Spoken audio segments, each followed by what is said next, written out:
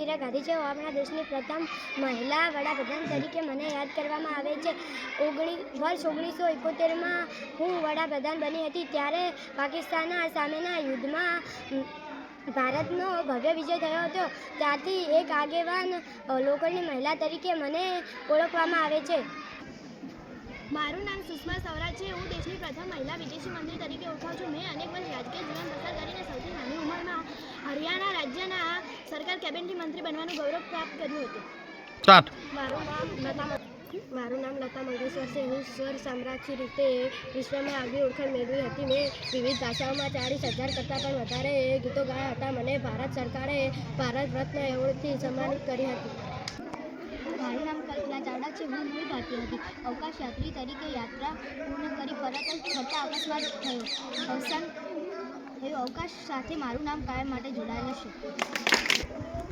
મારું નામ સરિતા ગાયકવાડ છે. મેં ખેલ મહાકુંભથી શરૂઆત કરીને એશિયન ગેમમાં ભારતને સુવર્ણ ચંદ્રક અપાયો છે. ગુજરાત સરકાર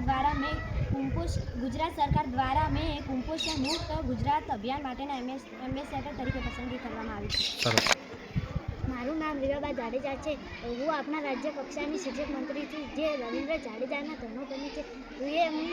એ શિક્ષકમાં ધરખમ સુધારો કરાવે છે.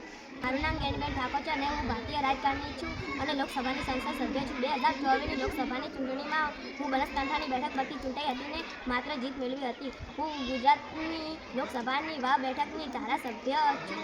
મારો જન્મ 19 નવેમ્બર 1975માં થયો હતો અને મારી ઉંમર 50. મારું રાજકીય પક્ષ ભારતીય હતું અને ક્ષેત્ર સામાજિક કાર્યકર અને હું સંસદ સભ્ય છું.